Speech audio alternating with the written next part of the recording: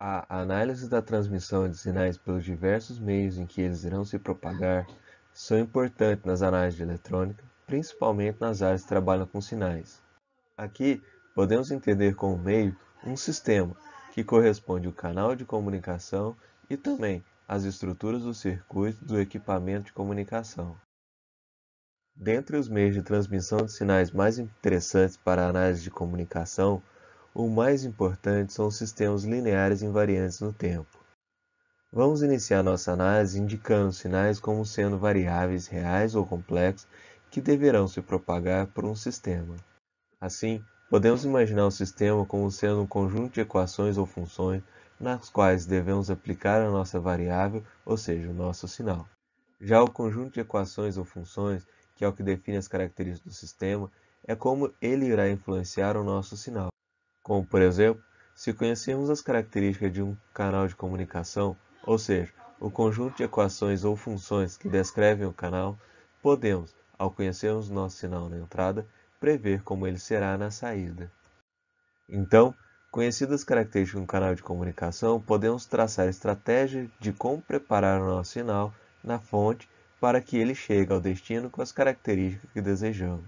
Ser um sistema linear e invariante no tempo quer dizer que o meio no qual estamos analisando nosso sinal pode ser descrito por equações ou funções lineares e que essas características não são alteradas no intervalo de tempo da nossa análise. Como exemplo, podemos citar a comunicação de sinais de rádio. Neste caso, temos o ar como meio de comunicação. Apesar de ser possível tratar e fazermos a nossa análise do ar como um sistema linear invariante no tempo, na prática, ele não é invariante no tempo. Conforme podemos observar na figura, as ondas de rádio emitidas pela antena se propagam em todas as direções, inclusive na direção da atmosfera. A atmosfera é composta por diversas camadas de ar, e em cada uma dessas camadas, as ondas eletromagnéticas, ou seja, as ondas de rádio, apresentam um comportamento diferente. Este comportamento está relacionado à capacidade do ar em se decompor em íons, e com isso, as propriedades elétricas do meio se alteram. Alguns fatores favorecem a ionização dos gases. Entre eles, o mais importante são a pressão e a energia aplicada ao gás.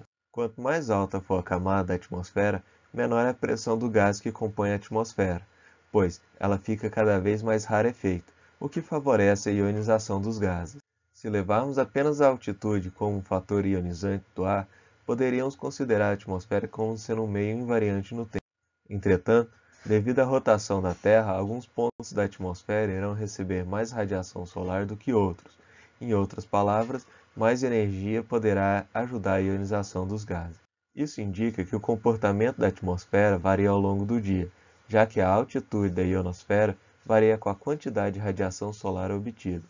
Na figura, podemos verificar a variação da espessura da ionosfera durante o dia e durante a noite. Tal comportamento da ionosfera é utilizado, por exemplo, em radioamadorismo, cujo objetivo é estabelecer a comunicação com a pessoa que esteja o mais distante possível.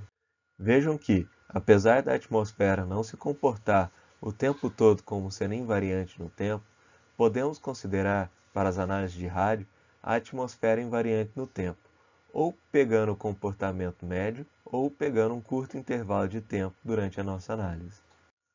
Para facilitar a análise da eletrônica, podemos aproximar outros canais ou meio por onde o sinal irá se propagar como sendo linear e invariante no tempo, desde que essa aproximação não descaracterize o meio analisado. Neste curso, caso não seja especificado, iremos trabalhar levando em consideração que o meio por onde o sinal irá se propagar como sendo linear e invariante no tempo.